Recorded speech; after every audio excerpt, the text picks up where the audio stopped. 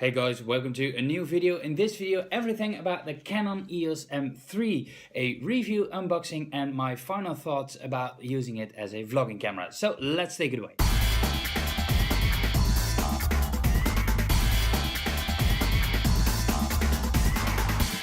Consider subscribing if you already haven't and hit the bell button to get notified when I upload a new video. This is the package that I received and I will unbox it together with you.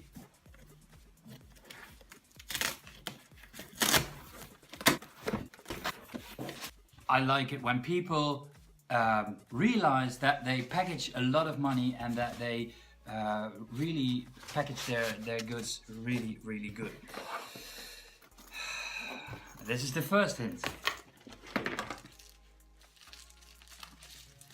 I don't know what this is. We're gonna find out. This is the bill. And this is what I want to show you.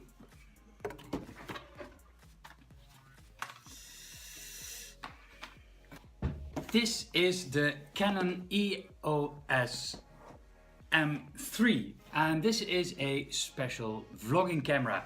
Well, yeah, it's a system camera, but it's not especially made for vlogging because what is so special about vlogging? Well, for vlogging it is important that you have a flip out screen. And the reason I researched it a lot and last year I wanted to buy it, but yeah, finances and well, regretfully that wasn't possible. I searched and I searched and I searched, but this is the only camera that has a external microphone input.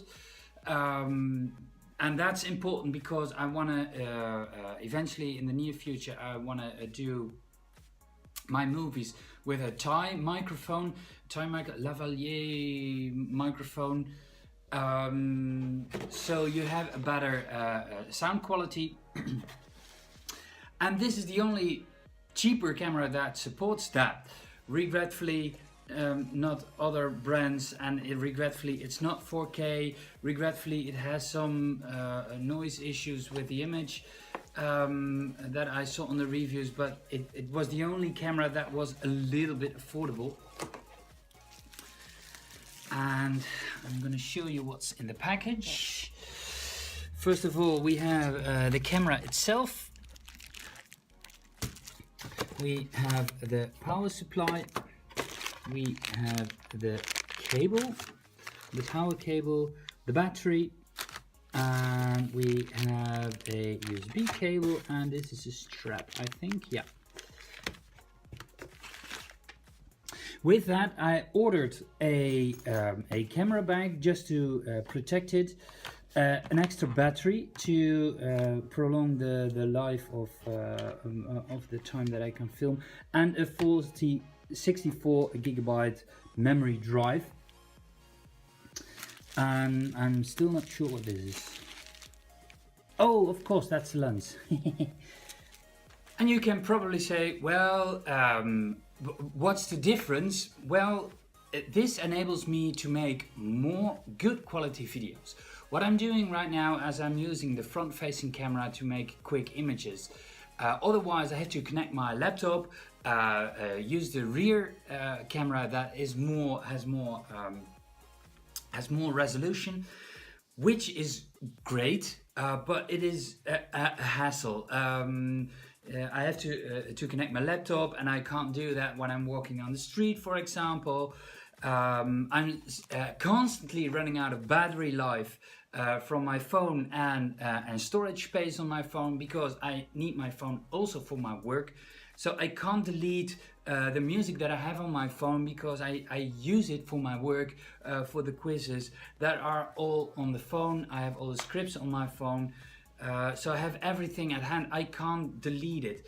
And what happens every time when I use, for example, the back-facing camera, the camera on the back, that I'm out of frame, for example. And when do I notice that? When I'm editing the video and then I have to shoot the whole video again. That happened to me already a couple of times, and that really bugs the hell out of me. That's the reason that I said, well, I now want to have a good camera that has a lot of storage space, that I can charge the battery. I can charge one battery when I'm using the camera. I have more battery life. So yeah, I'm really curious. This is the body. Wow, that feels really good. That feels really sturdy. And this is the screen what we're talking about. You need that screen. The only disadvantage that I saw of this screen, when you're using a microphone, a top placed microphone, the microphone is in the head of is in front of the screen, so you can't see the screen. But the screen is only to frame yourself, and to prevent that with the editing process you see what you actually filmed, and then you filmed something else than yourself. Yes, let's put in the battery.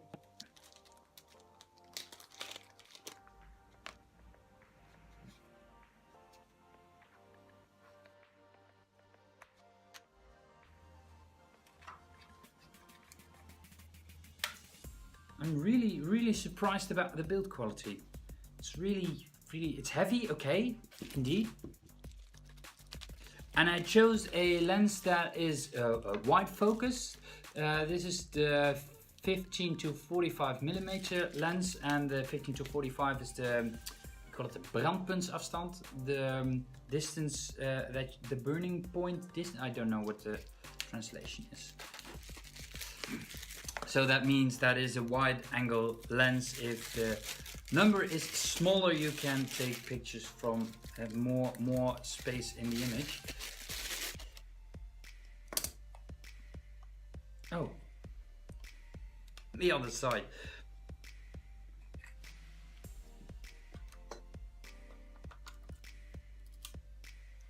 Wow, yes, I really like this. I really like this.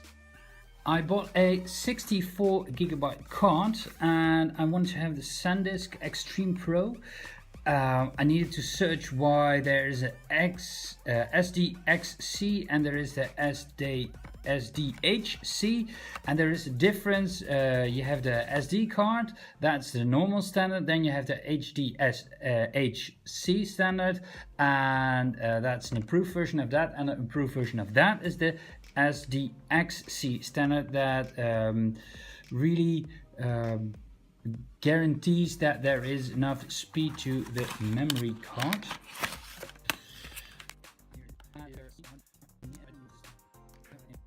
Insert the SD card over here.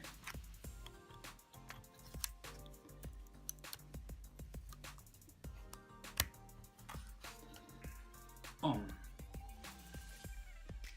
Set date and time.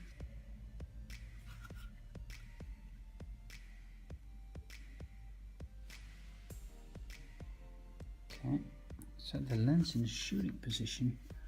What do you mean by that?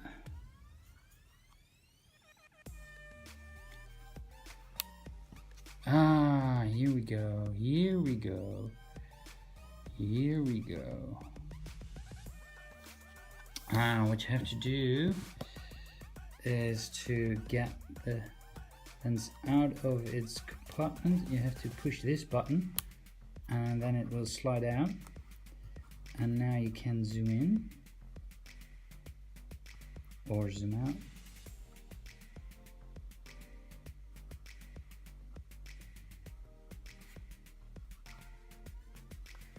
And to get it back, you have to turn it all the way with the white, and then press this button again, and then it goes back into the case. Okay, this camera is really good in taking selfies.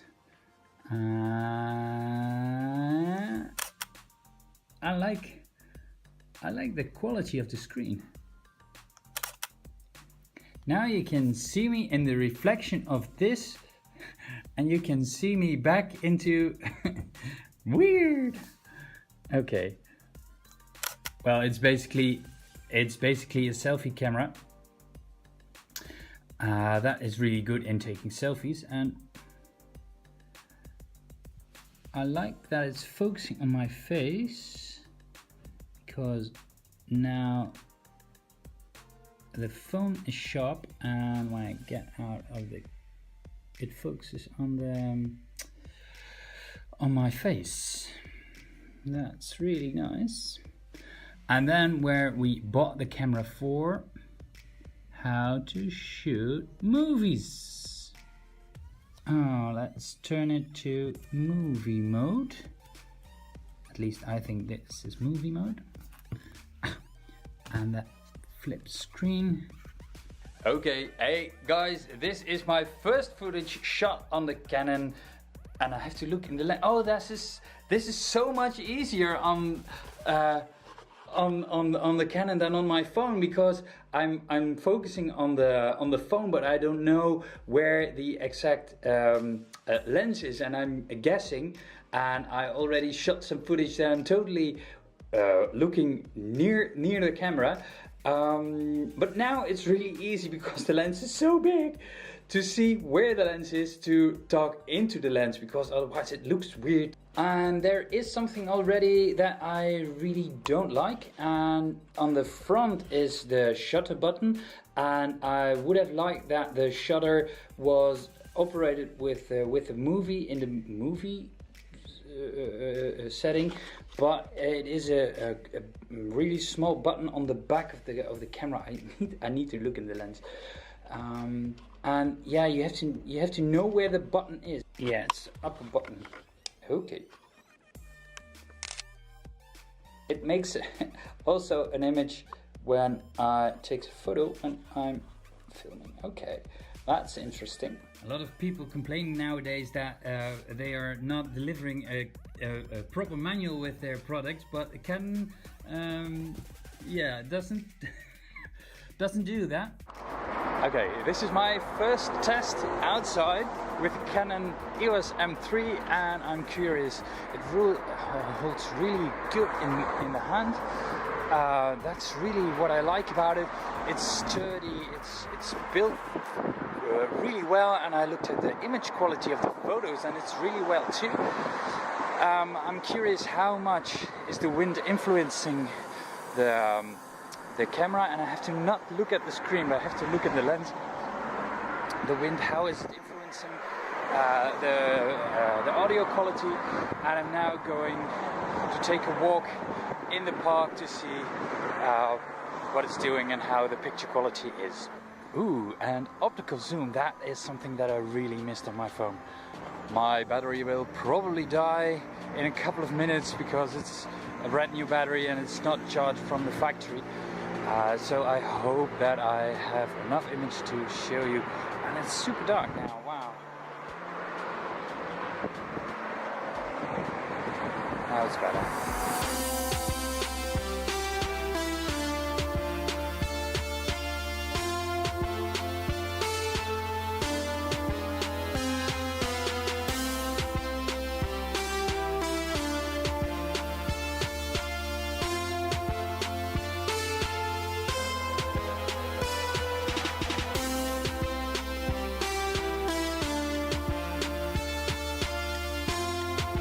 Something I noticed is that the image stabilization, look at this, is pretty good on this camera.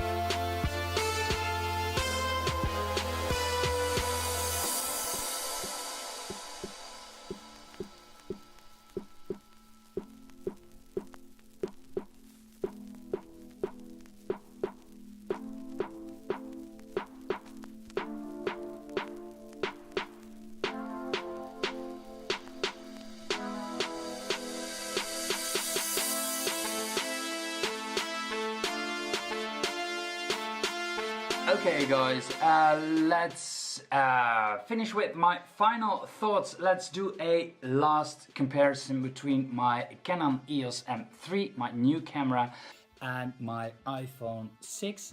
You're now watching the back-facing camera, so you can see me, but I can't see myself, so I hope that I'm in frame.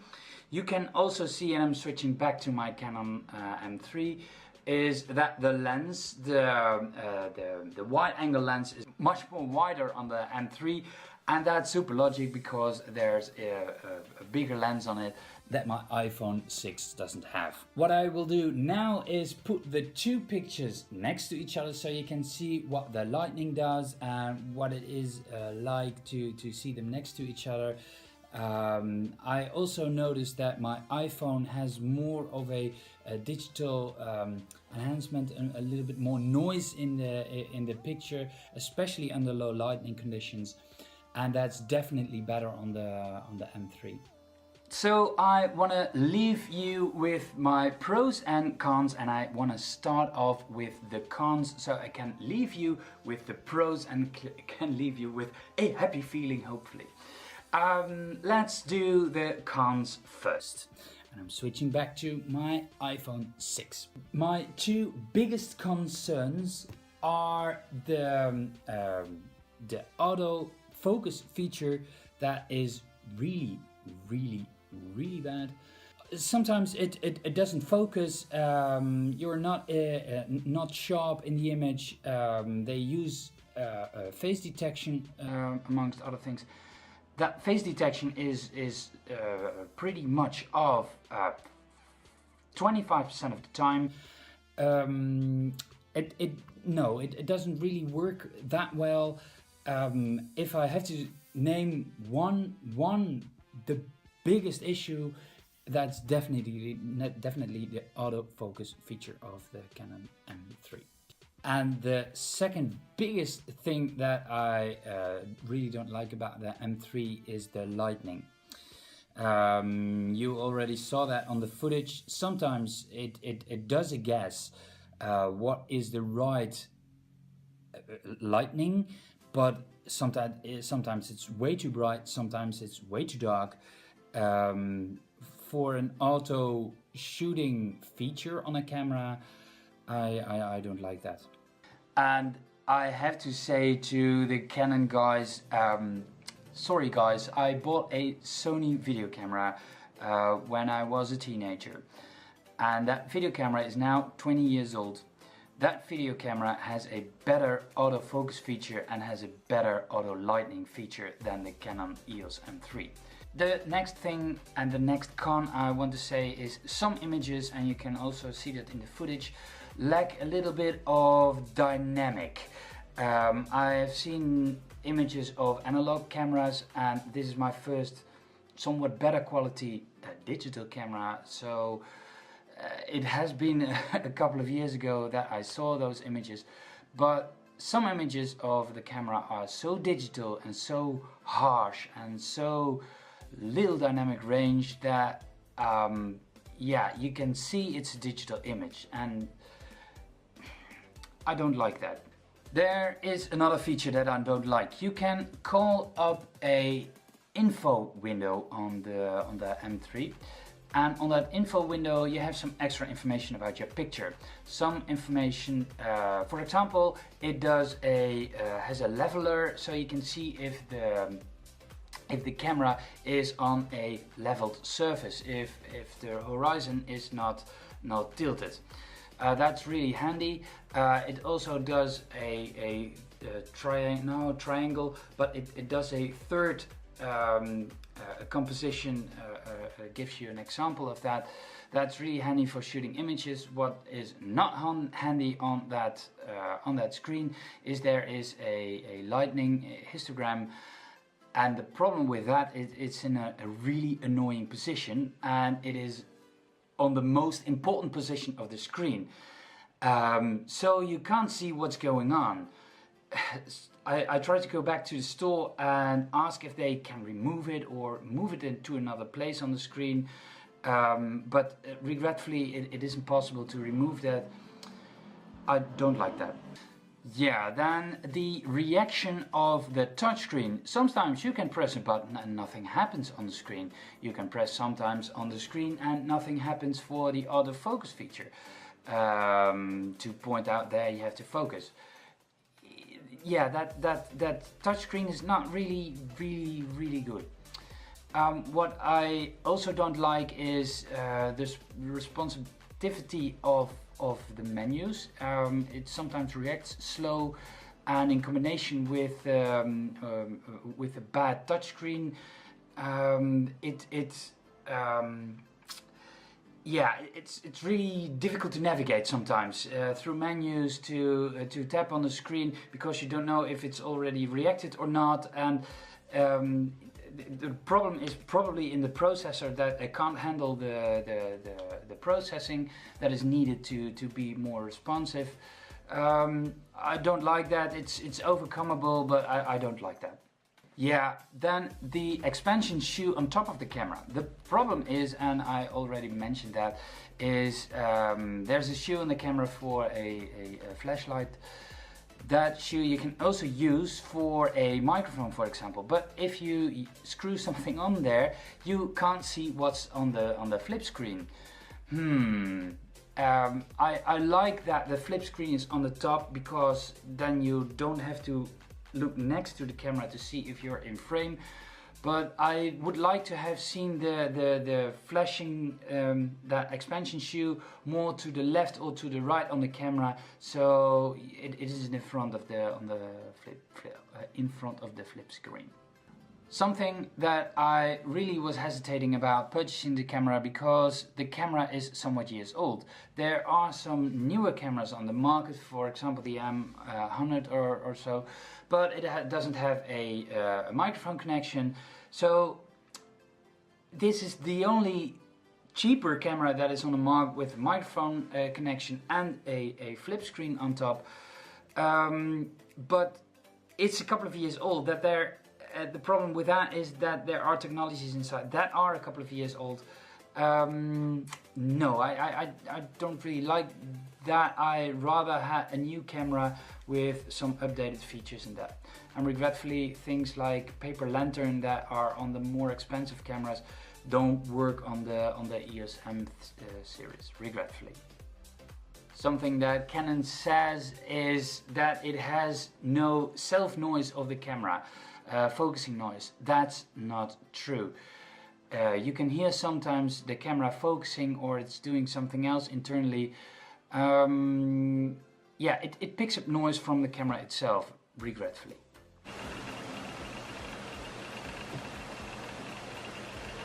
Now let's go to the pros of the camera. First of all, definitely the quality is better of the M3 than my iPhone, no doubt about it. And I really like to shoot. I can shoot more quickly because I have a separate battery, and I have my flip screen, so I can see if I'm in frame, and I don't have to realize that in the edit process that I'm not in frame. So that's something I really like. What I also super duper like is the build quality of the camera. It's really good, it's sturdy, it feels in the hand, you have something of quality in your hand. I really like that. What I also like is, and I'm switching back to my Canon, what I also like is the wide angle. That wide angle is enough to frame a church when you're across the street. I really like that wide angle feature. What I also like is the manual focus. Sometimes, what I said, the autofocus is pretty bad. You need to grab the camera yourself, you need to focus yourself, and regretfully on your iPhone you can't do that, but on the camera you can do that, and you can do it by turning the lens.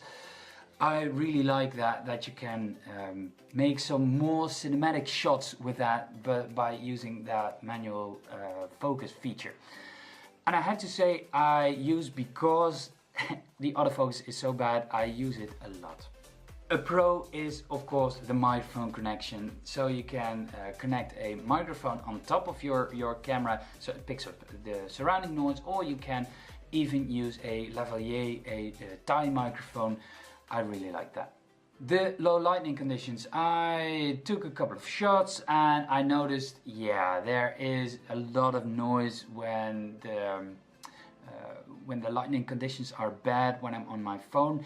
That lighting conditions, if they are bad, the image quality of the EOS M3 is definitely better.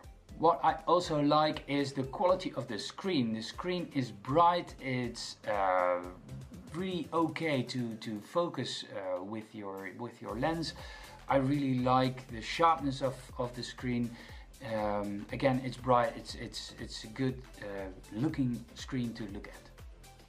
What I also really like is the image stabilization. And I compared the camera earlier to my 20-year-old Sony camera. Yeah, that's the department where the Sony camera was very bad. And that image stabilization, I don't know what they do with the camera, but it's really an improvement over that 20-year-old camera, and absolutely an improvement over my iPhone. Something that I was really bummed out over a couple of years ago, I bought some cheaper Sony cameras, and those cameras have the AVHD format.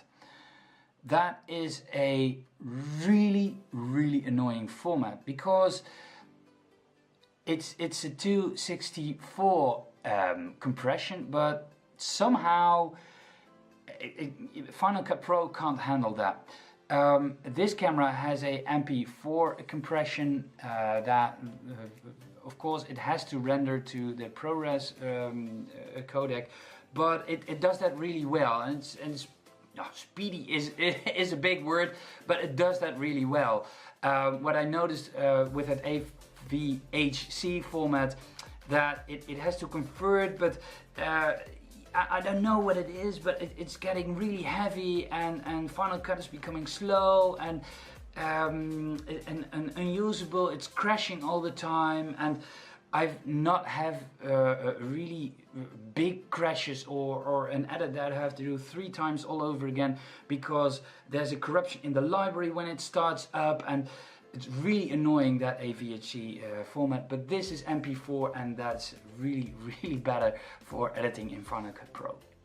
So what I want to leave you with is, yeah, I'm pretty happy with the camera, although there are really big downsides to that.